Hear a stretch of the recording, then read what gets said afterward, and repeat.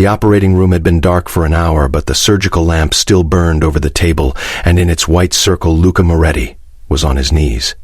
Blood ran from his shoulder and dripped from his fingers onto the tile. Behind him stood Dr. Adrian Vale, calm as a man waiting for an elevator, the muzzle of a pistol resting against the back of Luca's skull. Across the room, Amara Nwosu stood in scrubs stained to the elbow. She was holding a small black drive over the open flame of a surgical cautery. One breath from the fire, one breath from ash. Vale did not raise his voice. He never did.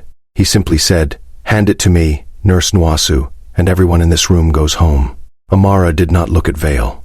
She looked at the man kneeling in his own blood, the most feared man in the city, the man who had sworn to keep her safe. "You promised you would protect me," she said. Her voice did not shake. "Now prove you know the difference between protecting a woman and controlling her." And Luca Moretti, who had never surrendered anything in his life, slowly laid his weapon on the floor. To understand why he did that, you have to go back 3 weeks. Back to the night Amara Nwosu still believed the most dangerous man in her life was the one who signed her paychecks. 3 weeks earlier, the trauma ward of St. Aurelius Private Hospital smelled of iodine and burnt coffee, and Amara Nwosu was the calmest person in it.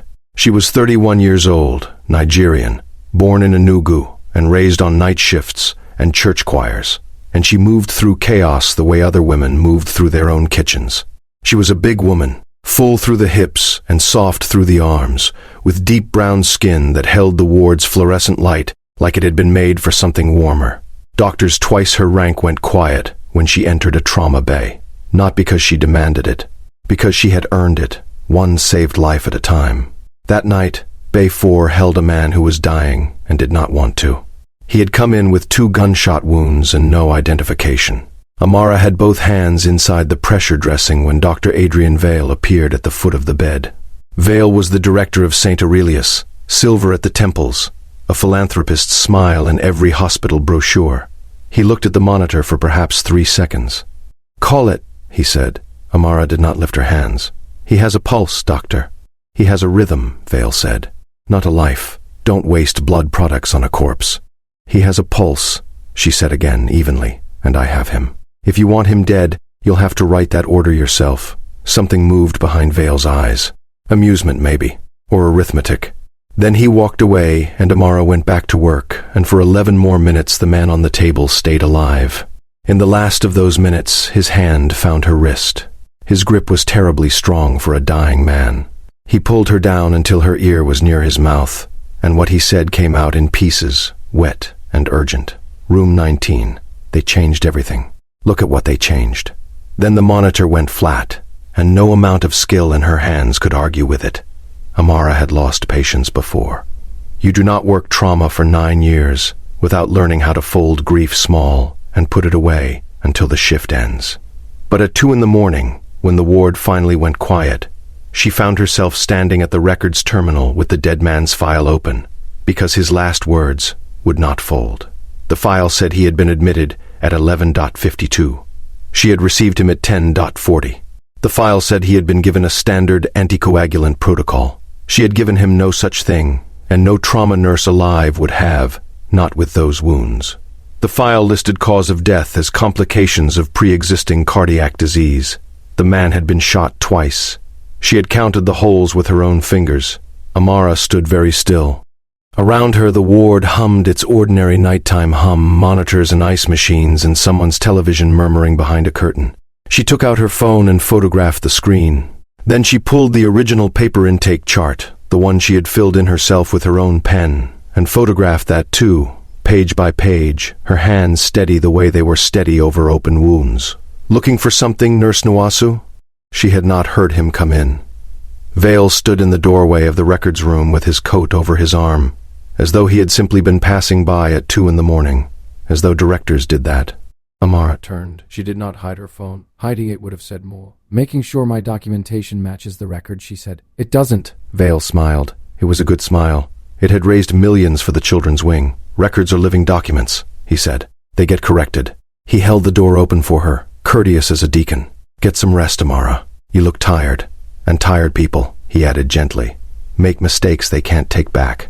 She walked past him with her spine straight and her heart hammering against her ribs, like a fist on a locked door, and she understood two things with perfect clarity. The first was that the dead man in Bay 4 had been telling the truth. The second was that Vale knew she knew. The summons came at noon the next day. Not a call. An email from his assistant, one line, polite as a wedding invitation. The director requests a moment of your time. Vale's office occupied the corner of the 6th floor, all glass and pale wood, a room designed to make you feel that nothing bad could ever be decided in it. He did not sit behind the desk. He sat in one of the armchairs by the window and gestured her into the other, and on the low table between them lay a folder, squared neatly to the table's edge. Your brother, Vale said, is a fine young man. Amara's whole body went quiet. It was the quiet she used when an artery let go under her hands. Open it, Vale said. She opened the folder. Photographs. Elias leaving his lecture hall at the law faculty, laughing at something a friend had said. Elias at the window table of the buka near his flat, eating with his fingers the way their mother had never managed to train out of him. Elias unlocking his front door. The photographs were dated. The most recent was from yesterday. 2nd year of law school, Vale said. Carrying rather a lot of debt. 62,000, I believe, once you count what he hasn't told you about. He crossed one leg over the other. You've been paying it down out of your salary for 3 years. It's why you take every extra shift I post. I admire that, truly. Family is everything. What do you want? Amara said. He slid a single sheet of paper from beneath the folder. It was the corrected record from Bay 4, retyped, notarized, with a signature line at the bottom bearing her name. Sign the attestation, he said. Confirm the record as written. Delete whatever you photographed, and this conversation becomes a performance review that went very well. Amara looked at the paper for a long moment. Then she looked up at the man who had ordered her to let a patient die, and she said, no. Vale sighed, the way a patient teacher sighs. He rose, crossed to the door, and turned the lock. The click of it was very small and very loud. Let me explain something, he said, coming back toward her, and for the first time the philanthropist was gone from his face, and what remained was smooth and cold as the glass behind him. Women like you survive in institutions like this by being agreeable. Not brave, agreeable. Bravery is a luxury for people with nothing to lose, and you, Amara, have a great deal to lose. Amara stood up. She was not a small woman, and she did not make herself small now. Men like you, she said, mistake silence for obedience. I've been silent. I have never once been obedient. He seized her wrist. His grip was hard, meant to teach. And Amara, who had spent 9 years within arm's reach of a crash alarm in every room she worked in, drove her free hand sideways and hit the panel on the wall. The alarm that tore through the 6th floor was the code alarm, the one that empties every station and fills every corridor with running staff. Vale released her wrist as if it had burned him. By the time his assistant's key turned in the lock and the hallway flooded with scrubs and urgent voices, Amara was standing by the window, composed, apologizing for the false alarm, so clumsy of her she had stumbled against the panel. Vale confirmed it with a smile that did not touch his eyes. She worked the rest of her shift because leaving early would have looked like fear. At 11 that night she walked out to the staff car park, 3rd level, her keys in her fist, the way her mother had taught her, and she was 2 streets from the hospital when she touched the brakes at the junction on Halloran Road, and her foot went to the floor. The car did not slow. The junction came at her, headlights crossing left to right, and Amara did the only thing there was to do. She dragged the handbrake, wrenched the wheel, and let the car slam itself sideways into the concrete base of a street lamp rather than into the traffic. The airbag hit her like a wave. The world rang. When her hands stopped shaking enough to work the door, she stood in the cold beside the crumpled wing and made herself breathe. In for 4, out for 4, the way she coached frightened patients. Then she saw it, tucked beneath the wiper blade, dry and white and perfectly placed, a folded sheet of paper. 4 words, printed in a tidy office font. Sign the report. There is a number some women carry the way other women carry a knife. Amara had carried hers for 7 months, folded into the back of her phone case on a torn corner of prescription paper, and she had promised herself she would never call it. 7 months ago, on a night when the rain had come down like judgment, 3 men had carried a 4th through the ambulance doors of St. Aurelius, with no ambulance in sight. The 4th man had a bullet in his shoulder and eyes like the bottom of a well, and the 3 who carried him had guns under their coats and terror on their faces. and every soul in the waiting room had gone silent, the way a forest goes silent when something large moves through it. Amara had not gone silent. She had snapped on gloves and said, "Put him on the trolley and get out of my treatment area, all of you," and one of the armed men had started to argue, and the wounded man had said one word, "Go," and they went. She had cut his shirt away and packed the wound and stitched him with steady hands, and when he had watched her too long with those dark, measuring eyes, she had said, "You're frightening my other patients. Stop it." And the most feared man in the city, though she had not known it then, had almost smiled, and had looked at the ceiling like a scolded boy for the rest of the hour. Afterward, his people had come with an envelope of money thick enough to stop a door. She had refused it. He had insisted. She had told him that her care was not for sale because it had already been given, and something in the sentence had gone through the man like a blade through silk, and he had taken the envelope back and instead written a number on a torn corner of prescription paper. "If anyone ever frightens you," he had said, "the way I frightened your waiting room, anyone, call it." Now Amara stood beside her wrecked car on Halloran Road at midnight with a killer's note under her wiper and her brother's photographs burning behind her eyes, and she took out the torn corner of paper and she called it. It rang once.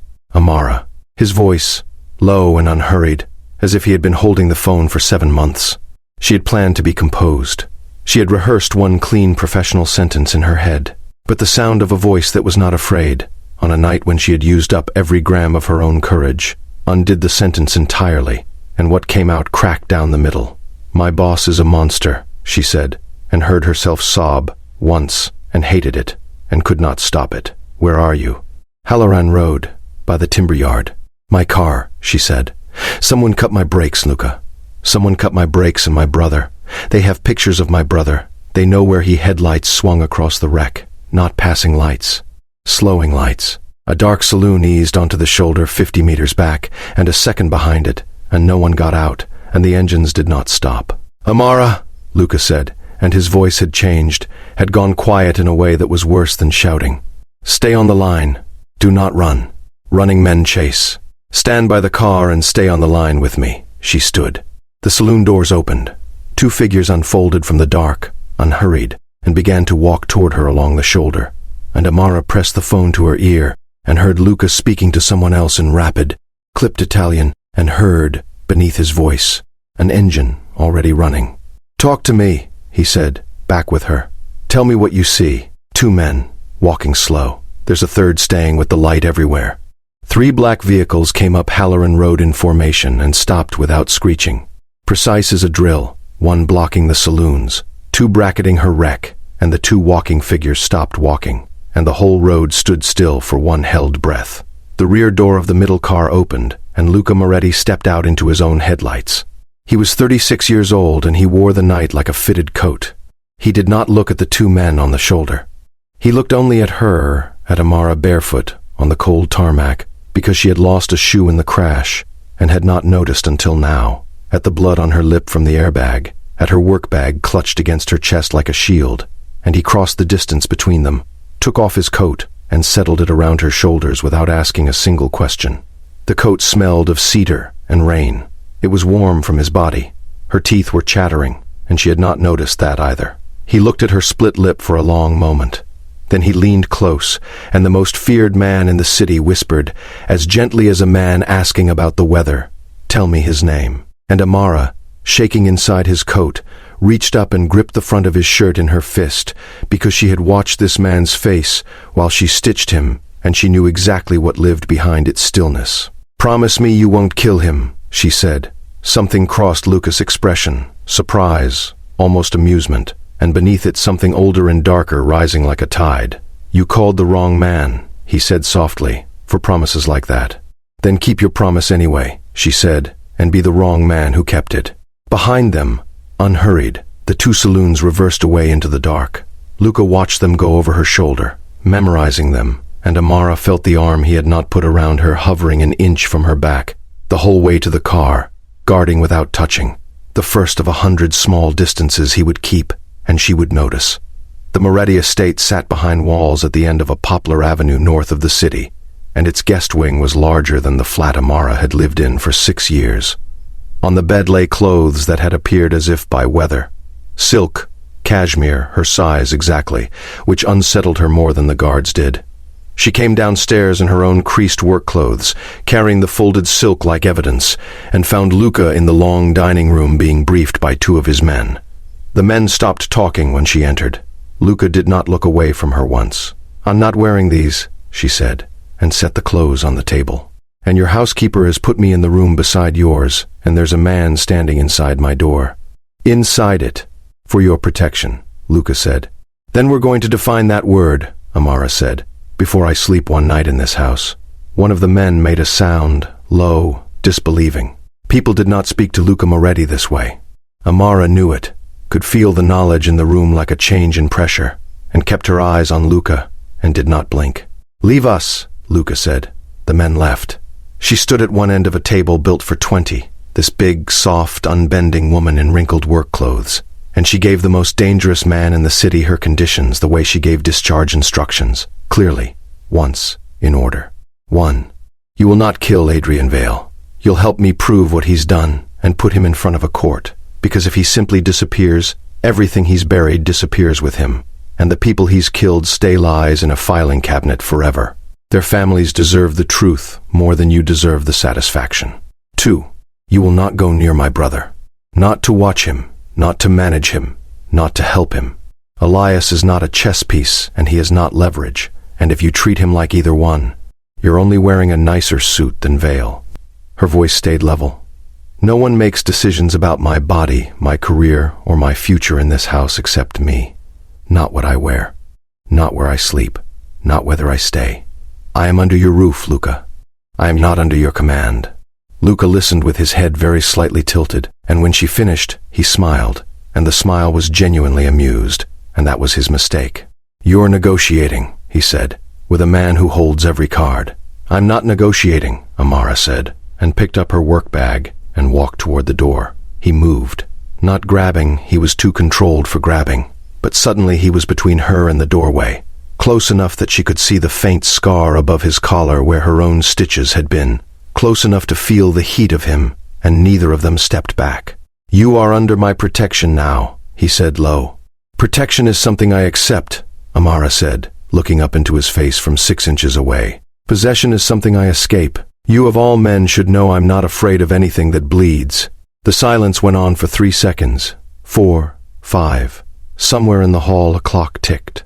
Luca Moretti searched her face the way men search a room they suspect is not empty, and found whatever he found, and then, for the first time in the memory of anyone who worked in that house, he stepped aside. The guard came out of her room.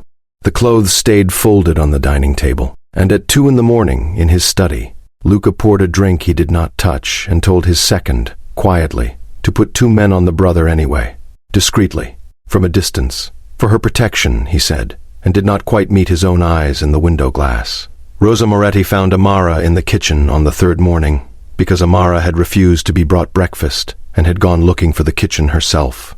Rosa was Luca's aunt, widowed 20 years, small and upright with silver hair pinned like armor, and she watched this new woman make proper tea and negotiate the enormous stove with the calm of someone who had cooked for church harvest all her life, and she approved of what she saw, and being Rosa, she said so. "You're the nurse," Rosa said, "the one who stitched him and refused his money." "The money was ridiculous," Amara said. "There was enough in that envelope to insult me." Rosa laughed, short and pleased. "Sit, eat with me." And then she said, over bread and honey, the thing she had come to say. "My nephew was raised to believe that anything he loves will be taken, unless he locks it in a room. Watch how he holds things, Amara. He does not know yet that there is another way to hold." "I'm not his to hold," Amara said. "No," Rosa agreed comfortably. "That is exactly why I am warning him, and not you." Amara noticed the shoulder at dinner that evening. She would have noticed it sooner if he were an ordinary man, but Luca had turned concealment into a language, and it took her until the 3rd night to read him. It was in the way he carried his fork with his right hand, while his left stayed disciplined at the table's edge. The way he turned his whole torso to speak to Rosa, rather than rotating his arm. The faint bracket of tension at the corner of his mouth, the one patients wore when they had decided pain was a private matter. "Your shoulders open again," she said, across the table.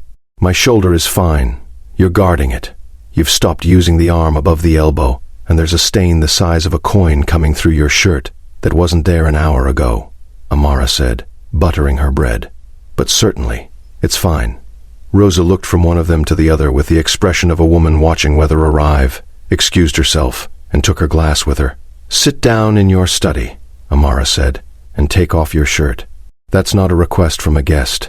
It's an instruction from the last medical professional who had her hands inside that wound. You obeyed me in my emergency room, Luca. You'll obey me in your own house." His study smelled of paper and cedar. He sat on the edge of the desk and unbuttoned his shirt without a word, and the old wound was there, angry at one corner where the deep tissue had torn, weeping through the dressing some house doctor had botched.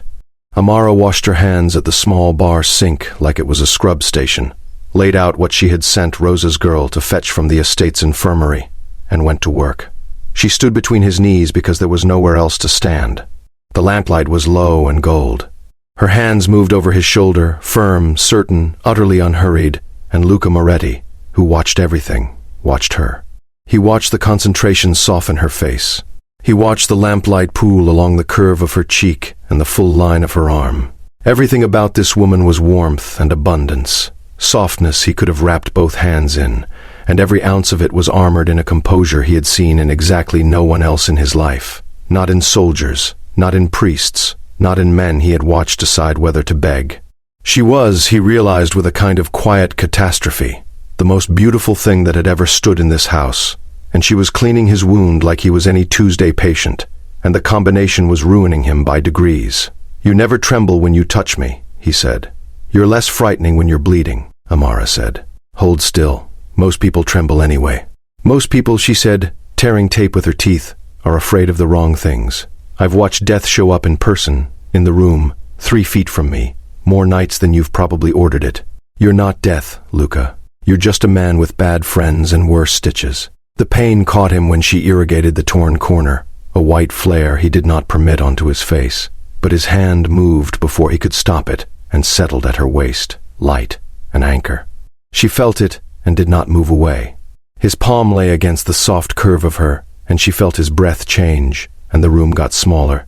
"Everyone sees softness," Luca said quietly, "and assumes weakness." Amara smoothed the last strip of tape over the fresh dressing and lifted her eyes to his, and they were very close now. Close enough that the next inch was a decision. "Only weak people," she said, "need softness to mean surrender." His hand tightened at her waist 1 degree. Her fingers were still resting against the warm skin of his shoulder, beside the scar she had given him 7 months ago. Neither of them breathed particularly well. The next inch stopped being an inch.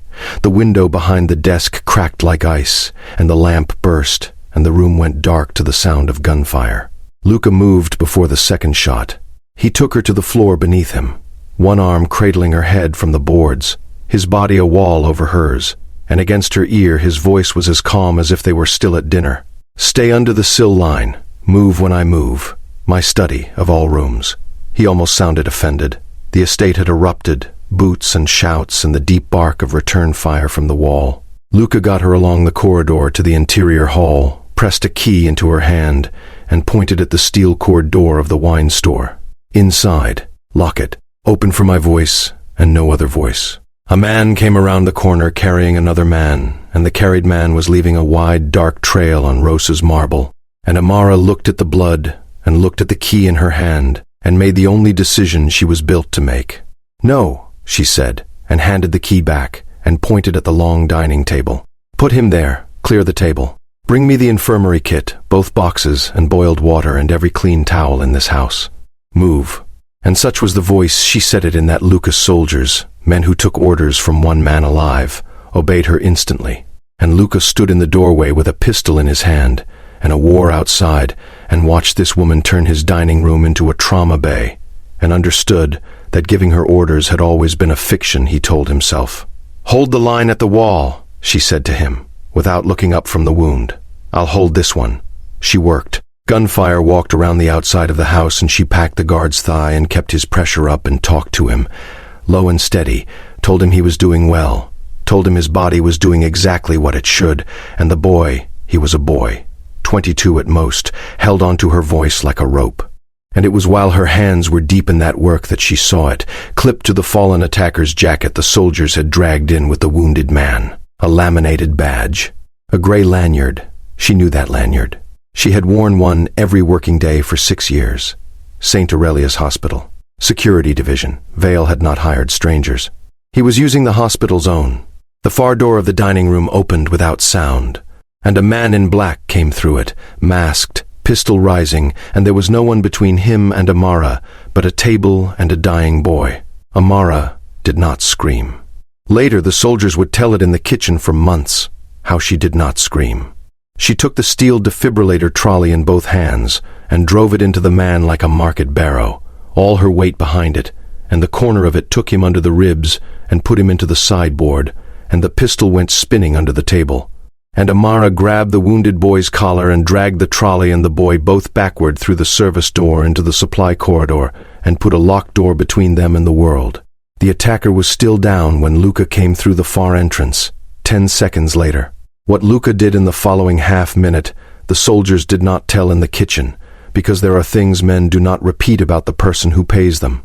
But when the mask came off, the attacker was bleeding from the mouth, and Luca's fist was raised for the blow after next, and it was going to be the kind of beating that does not end at unconsciousness. The service door opened. Amara stood in it. "Stop," she said. One word, not shouted. Luca froze with his fist in the air. The whole room froze with him, and the beaten man on the floor began horribly to laugh, blood in his teeth, looking up at the boss of the city. "Go on then, listen to her," he wheezed. "Doesn't matter.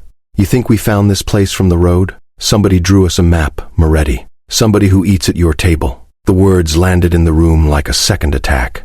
Luca's men looked at the floor, at the walls, anywhere but at each other. And Luca lowered his fist slowly and turned his head toward Amara in the doorway. And for one unguarded second she saw all the way down, past the control, past the legend, to a man discovering that the walls he had built his whole life around had a door in them he had not cut. Someone inside had sold them. The house did not sleep that night, and neither did the two of them, and it was because neither of them slept that Amara was passing the open door of the operations room at 4 in the morning and heard her brother's name.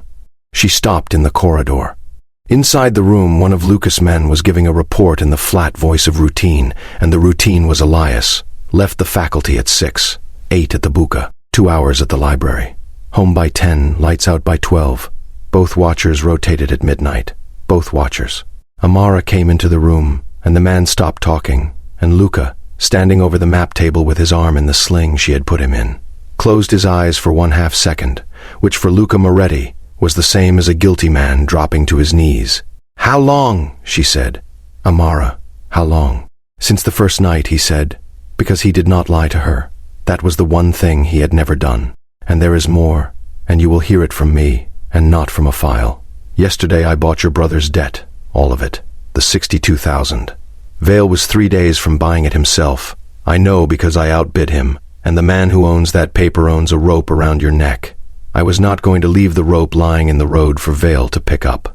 The operations room emptied itself quietly. Soldiers can smell weather too. Amara stood very still, and when she spoke her voice was the terrible calm one, the artery voice. "So you watched him after I made you promise not to, and then you bought him. You didn't cut the rope, Luca.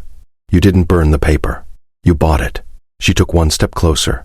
"You did not free my brother. You transferred ownership. I took Vale's leverage off the board and put it in your pocket." Her eyes were bright and dry. "Do you hear yourself? He photographs Elias to control me. You surveil Elias to protect me. He buys people's debts to own them. You buy my brother's debt too. Say it with me. Protect me. The same axe, Luca. The same axe, wearing a better coat. The only difference between you and Vale tonight is that you're certain you mean well. So was he, probably, once." "You don't understand what's outside these walls," Luca said, and his voice was rising now, which his men had heard perhaps 5 times in a decade. "You don't understand what he'll do, and you don't understand me," Amara said, and it came out quiet, and quiet beat loud, the way it always does. "I did not survive Adrian Vale to be managed by a better class of man. I told you my conditions the first night.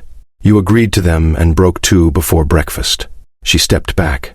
"I'll be gone in the morning." She turned and walked, and he did not stop her. because he was learning, too slowly and too late, that stopping her was the one move that always lost. But passing the study on the way to her room, she saw through the open door his pistol lying on the desk beside the estate maps, and next to it, in his handwriting, on a pad, 3 words, underlined twice. Vale, tomorrow, alone.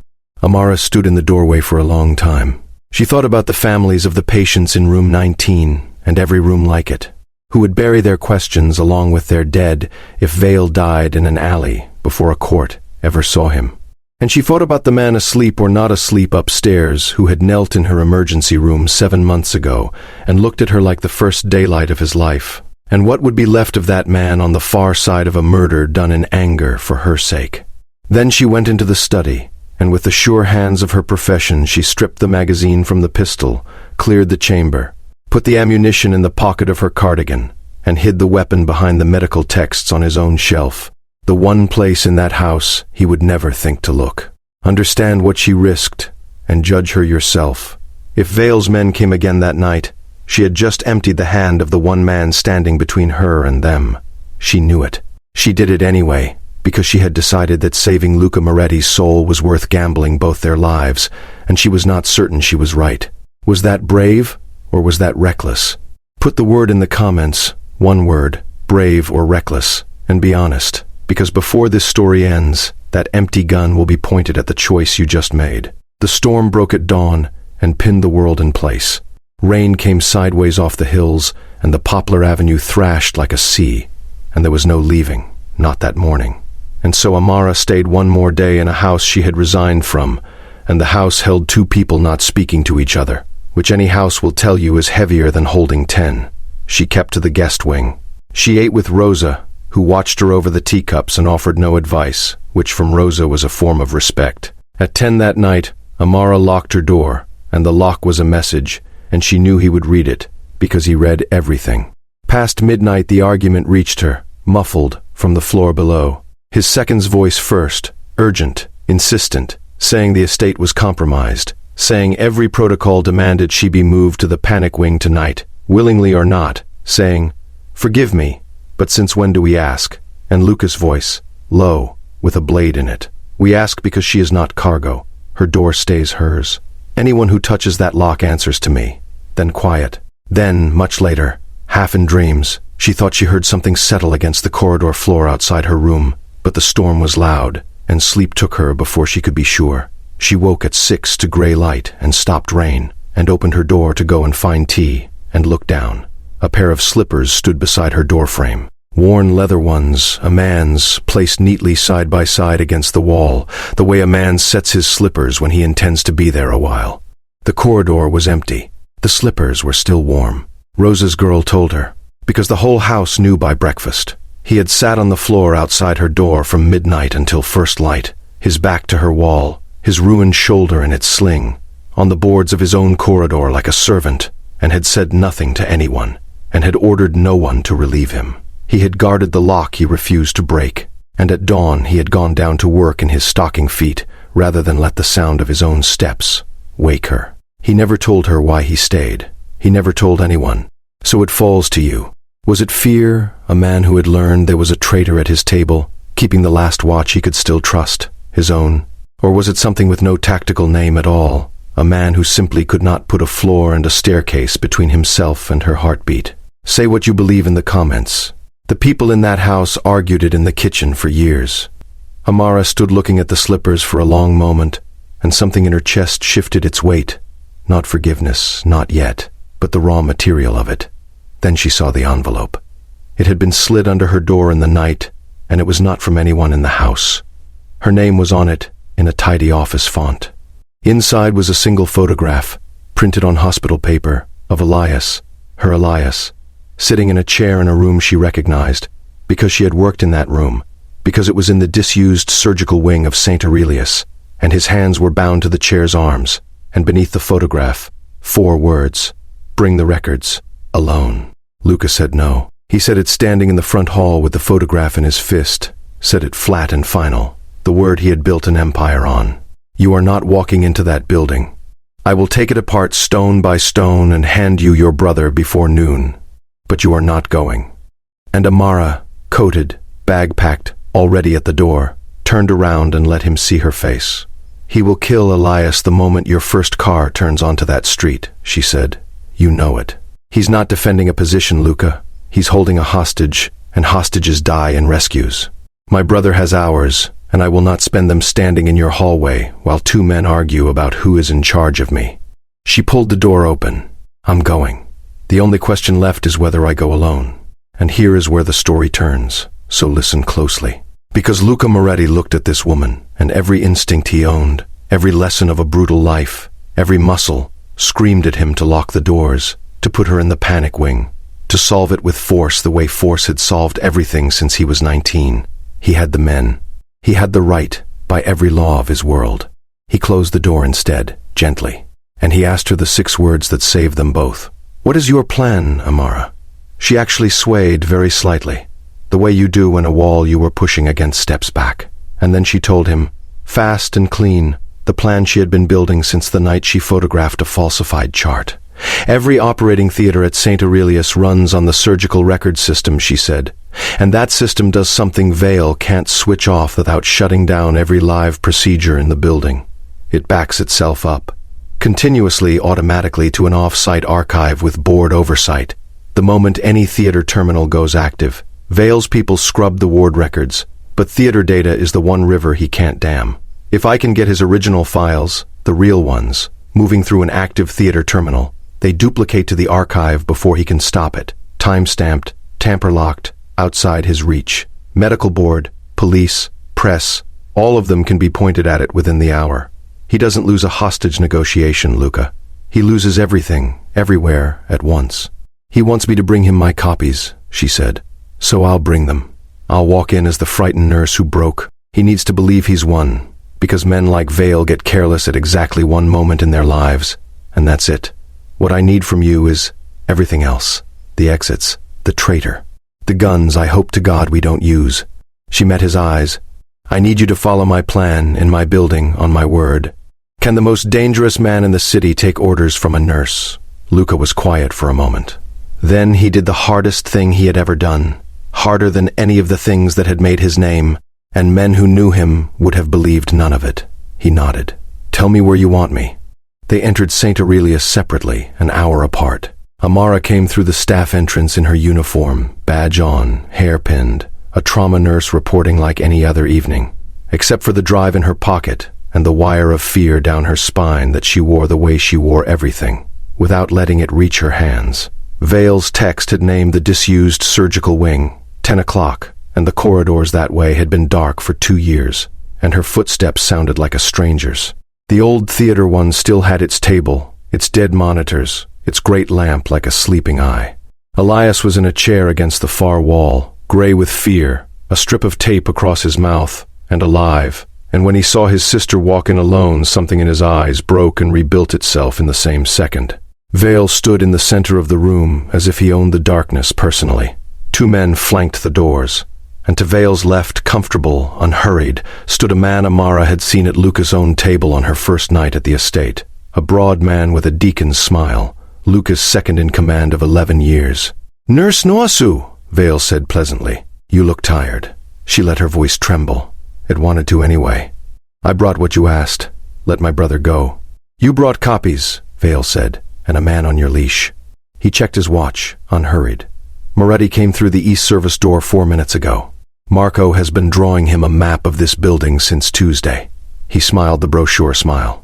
"Did you really think, in my own house the doors behind him opened, and Luca came through them, gun drawn, and Marco, his friend of 11 years, shot him?" The sound in the tiled room was enormous. Luca went down to his knees in the lamplight, blood spreading at his shoulder, the same shoulder, always the same shoulder, and his gun skated away across the tile, and Marco stepped on it, and Vale walked around behind the kneeling man and set the pistol against the back of his skull, and the room arrived, at last, at the place where this story began. Amara at the cautery cart, drive over the flame. Vale, calm as a man waiting for an elevator. "Hand it to me, Nurse Nwosu, and everyone in this room goes home. You promised you would protect me," Amara said to Luca, and her voice did not shake now. The tremble was gone, spent, done with. Now prove you know the difference between protecting a woman and controlling her. It was not a plea. Understand that now, hearing it the second time. It was an order, dressed as one, and it meant kneel, stay down, trust me. Do not be the weapon, I need one more minute. And Luca Moretti heard all of it, and laid his palm flat, and surrendered, in front of his traitor and his enemy. For her. Vale laughed, delighted. There. You see, even the wolf learns to sit. Now, the drive. Amara looked at the little black rectangle in her fingers. Then she dropped it into his outstretched hand. Vale turned it over once, victorious, and it was the turning that gave her the half-second to reach behind her to the theater terminal she had been standing in front of the entire time. The terminal she had chosen the room's geography around, and press one key, and wake the screen that had been running, quietly, since before Vale ever entered the room. The drive is blank, she said. The files went in through this terminal 40 minutes ago, while your men were watching the doors instead of the systems. Theater 4 went active at 9:18. Everything you buried has been duplicating to the board's off-site archive since 9:19. Time-stamped, tamper-locked, outside this building. She watched it reach his face. You should have held your meeting anywhere in the world, but an operating theater. Doctor. This is my room. You only had the keys. For one full second Adrian Vale stood absolutely still, and then the philanthropist burned off him like fog, and what came at her was only the monster. Hands out, and everything happened at once. Luca lunged from his knees for his gun beneath Marco's boot, and got it, and brought it up at Vale, and pulled the trigger on the man he had promised not to kill, and the gun said click. Empty. Her doing. The choice you judged in the comments. Brave or reckless. Arriving now, at the worst moment it could possibly arrive, and for one horror of a heartbeat it seemed she had killed them both with her own conscience. But Amara had never planned to be rescued. Her hand was already on the great surgical lamp's handle, and she hauled its dead eye up into Vale's face and hit the master switch, and 2,000 watts of theater light went off like a silent bomb, a foot from his eyes. Vale reeled blind, hands to his face, and across the room Elias, her brilliant, terrified, bound little brother, did the thing she had told him with her eyes to be ready for, threw his whole chair sideways into the wall panel behind him, into the red plate every surgical wing has, and the security lockdown seized the building. Doors bolted through the dark wing like falling dominoes. Alarms woke the whole hospital above them. And every armed man in that room understood in the same instant that no one was leaving before the police arrived. Marco ran and made 4 steps before the sealed door met him. Vale, blind and flailing, swung at the blur of the woman who had ended him, and Luca rose off the floor with a bullet in his shoulder and took Vale's arm and put him down onto the tile and held him there, and did not strike him. Not once. He looked up at Amara across the wreckage with his enemy pinned beneath his hands and the whole old darkness available to him, and he held it back and held the man, and that was all. Amara walked over and stood above Adrian Vale, in her uniform, in her hospital, and gave him back his own sermon. You told me women like me survive by being agreeable, she said. You were wrong. We survive because men like you never notice when we're thinking. What the archive held finished Adrian Vale in 11 days. Not just room 19. 9 patients over 4 years, insured, inconvenient, or owed money by the network Vale laundered for. Each one eased out of the world under a falsified chart. 3 hospital officials went with him, and the head of the security division, and Marco, whose 11 years at Luca's table ended in a witness room, trading names. The families of the 9 were told the truth, every one of them, and if you have never buried someone under a lie, you may not know what that is worth. But Amara knew, and it was the only part of the aftermath she allowed herself to be proud of. Luca came through surgery in the same hospital he had bled in a ward suddenly very carefully run, and when he surfaced from the anesthetic, the first thing he saw was Amara asleep in the chair beside his bed, still in her uniform, her hand resting on the blanket beside his, not quite touching, and he lay still for a long time, so as not to wake her, which the nurses noted, because it is not what feared men do. 2 weeks later, healed enough to stand straight, he called his captains to the estate, and Rosa, and had Amara brought in last, and in front of all of them, the whole hard congregation of his world, Luca Moretti did the thing that no one in that room had ever seen done. He apologized. I gave this woman my word on 3 conditions, he said, and I broke 2 of them within a day, and I told myself it was protection. It was not protection. He looked at her and made no excuse, offered no context, hid behind nothing. I called it protection because control was easier than admitting I was afraid. I have been afraid of exactly one thing in my life, and I met it 7 months ago in an emergency room, and I have handled it worse than I have ever handled anything. He laid a folder on the table between them. Every document connected to your brother's debt, purchased, discharged, legally erased, witnessed by lawyers who do not work for me. Elias owes nothing to anyone, including me, especially me. He is not on any board of mine, watched by any man of mine, or owed any favor of mine. He is simply free, as he should have been the whole time. And then he set a ring of keys beside the folder, and Amara looked at them and did not understand, and then she did. "The old Marek Street Clinic building," Luca said. "Bought clean, funded clean, every coin of it traceable to legitimate business, audited by people whose job is to distrust me. A trauma and community clinic, in the neighborhood that needs one, with a board you choose, and a door I hold no key to." His voice stayed level, but it cost him. She could see what it cost him. "It needs a director. I know exactly one person qualified." Amara turned the keys over in her hand. "Does it belong to you?" she asked. "No," Luca said. "It belongs to the woman who refused to let a monster decide who deserved to live. It always did. I only did the paperwork." The room was silent. Rosa was smiling into her glass. And then Luca Moretti did the last thing, the hardest thing, in front of everyone. He did not come around the table to her. He did not reach for her. He simply extended his open hand across the table, the way men do between equals, and left it there, his heart hammering somewhere behind his mended shoulder where no one could see it, and said, quietly, not beneath me, not behind me, beside me, "If you choose, if you choose." 3 words his father never said to his mother, 3 words his world was not built on, 3 words that cost him more than the apology and the folder and the keys together. Amara looked at the offered hand for a long moment, long enough that 2 of the captains stopped breathing. Then she took it. The Marek Street Clinic opened in the spring, and by summer it ran the way its director ran everything, warmly and without nonsense, and half the neighborhood's grandmothers were in love with her, and the other half were pretending not to be. And it was on a Thursday in June that Amara came out of an exam room and caught, through the front window, a tall figure leaving the reception desk quickly, the particular quickness of a man hoping not to be noticed. She checked with reception. It was the 4th time. 4 families this month with hospital bills they could never have paid, anonymously, in full, through a law office that would say nothing. She looked at the ledger, and looked at the door, and went out after him into the June evening. "Luca," she said, and he stopped on the pavement like a boy caught at the biscuit tin. "You could just come in," she said, walking up to him. "Say hello. Sign the donation book like a person. The book is for people who want credit, and you don't.